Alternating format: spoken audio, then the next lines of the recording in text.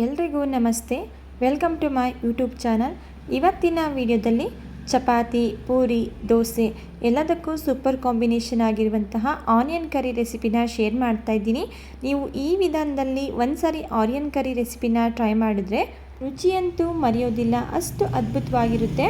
ಬನ್ನಿ ಯಾವ ರೀತಿ ಮಾಡೋದು ಅಂತ ನೋಡ್ಕೊಳ್ಳೋಣ.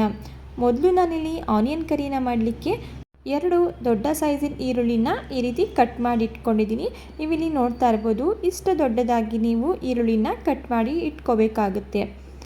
ಈ ರೀತಿ ದಪ್ಪದಾಗಿ ಬೇಡ ಅಂತ ಹೇಳಿದ್ರೆ ನೀವು ಆನಿಯನ್ನ ಸಣ್ಣದಾಗಿಯೂ ಸಹ ಕಟ್ ಮಾಡ್ಕೋಬೋದು. ಈಗ ಇದನ್ನು ಪಕ್ಕಕ್ಕೆ ಇಟ್ಕೊಳ್ಳೋಣ. ನಂತರ ನಾನಿಲ್ಲಿ ಗ್ಯಾಸ್ ಸ್ಟವ್ನ ಆನ್ ಮಾಡಿ ಒಂದು ಪ್ಯಾನ್ ಇಟ್ಕೊಂಡಿದ್ದೀನಿ.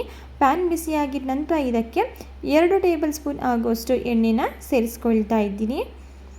ಎಣ್ಣೆ ಬಿಸಿಯಾಗಿದ್ದ ನಂತರ ಅರ್ಧ ಟೀ ಸ್ಪೂನ್ ಆಗುವಷ್ಟು ನಾನಿಲ್ಲಿ ಜೀರಿಗೆನ ಸೇರಿಸ್ಕೊಳ್ತಾ ಇದ್ದೀನಿ.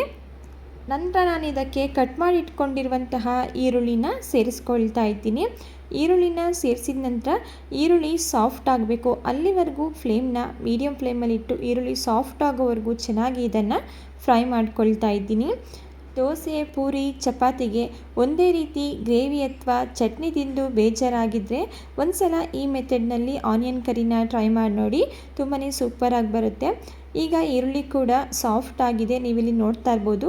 ಇದಕ್ಕೆ 1 ಟೀ ಸ್ಪೂನ್ ಆಗುವಷ್ಟು ನಾನಿಲ್ಲಿ ಶುಂಠಿ ಬೆಳ್ಳುಳ್ಳಿ ಪೇಸ್ಟ್ನ ಸೇರಿಸ್ಕೊಳ್ತಾ ಇದ್ದೀನಿ.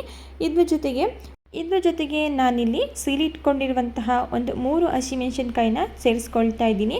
ನೀವು ನಿಮ್ಮ ಖಾರಕ್ಕೆ ಅನುಗುಣವಾಗಿ ನೋಡಿ ಮೆಣಸಿನ್ಕಾಯಿನ ಸೇರಿಸ್ಕೊಳ್ಳಿ, ಇಲ್ಲಾಂದರೆ ಸ್ಕಿಪ್ ಸಹ ಮಾಡಿಕೊಂಡು ನೀವಿಲ್ಲಿ ಚಿಲ್ಲಿ ಪೌಡರ್ನ ಸೇರಿಸ್ಕೋಬೋದು.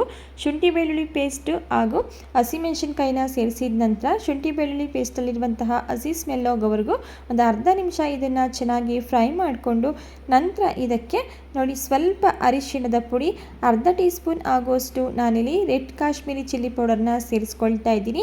ನಾನು ಆಲ್ರೆಡಿ ಖಾರಕ್ಕೆ ಹಸಿಮೆಣಸಿನ್ಕಾಯಿನ ಸೇರಿಸ್ಕೊಂಡಿದ್ದೀನಿ.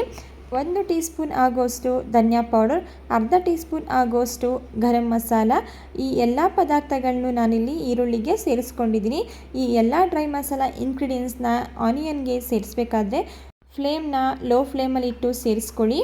ಅರ್ಧ ನಿಮಿಷ ಇದನ್ನು ಹಸಿ ಸ್ಮೆಲ್ ಹೋಗೋವರೆಗೂ ಚೆನ್ನಾಗಿ ಫ್ರೈ ಮಾಡ್ಕೋಬೇಕು. ಡ್ರೈ ಮಸಾಲೆಗಳನ್ನ ಸೇರಿಸಿದ ನಂತರ ಒಂದು ಅರ್ಧ ನಿಮಿಷ ನಾನಿಲ್ಲಿ ಚೆನ್ನಾಗಿ ಫ್ರೈ ಮಾಡ್ಕೊಂಡಿದ್ದೀನಿ. ನಂತರ ಇದಕ್ಕೆ ನಾನಿಲ್ಲಿ 1/4 ಕಪ್ ಆಗುವಷ್ಟು ಮೊಸರನ್ನ ಸೇರಿಸ್ಕೊಂಡು ಅದೇ ಕಪ್ನಲ್ಲಿ 1/4 ಕಪ್ ಆಗುವಷ್ಟು ನೀರನ್ನು ಸೇರಿಸ್ಕೊಳ್ತಾ ಇದ್ದೀನಿ.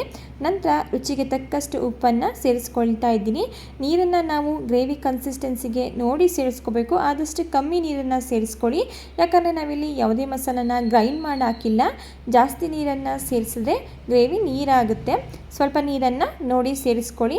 ಮೊಸರನ್ನ ಸೇರಿಸಿದ ನಂತರ ಮಿಕ್ಸ್ ಮಾಡಿಕೊಂಡು ಲೋ ಫ್ಲೇಮಲ್ಲಿಯೇ ಒಂದು 5 ನಿಮಿಷಗಳ ಕಾಲ ಚೆನ್ನಾಗಿ ಎಣ್ಣೆ ಬಿಡೋವರೆಗೂ ಇದನ್ನು ಬೇಯಿಸ್ಕೋಬೇಕಾಗುತ್ತೆ. ನೋಡಿ, ನಾನು ಮೊಸರನ್ನ ಸೇರಿಸಿದ ನಂತರ ಒಂದು 5 ನಿಮಿಷಗಳ ಕಾಲ ಗ್ರೇವಿ ಚೆನ್ನಾಗಿ ಬೆಂದು ಎಣ್ಣೆ ಬಿಡೋವರೆಗೂ ಲೋ ಫ್ಲೇಮಲ್ಲಿಯೇ ಇದನ್ನು ಬೇಯಿಸ್ಕೊಂಡಿದ್ದೀನಿ.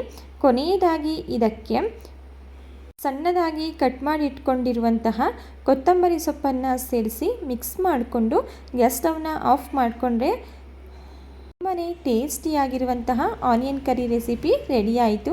ಖಂಡಿತ ಈ ವಿಧಾನದಲ್ಲಿ ಮಿಸ್ ಮಾಡದೆ ಟ್ರೈ ಮಾಡಿ ನೋಡಿ. ದೋಸೆ, ಪೂರಿ, ಚಪಾತಿ, ರೊಟ್ಟಿ ಎಲ್ಲದಕ್ಕೂ ಸೂಪರ್ ಕಾಂಬಿನೇಷನ್. ಮಿಸ್ ಮಾಡದೆ ಈ ಆನಿಯನ್ ಕರಿನ ಟ್ರೈ ಮಾಡಿ ನೋಡಿ.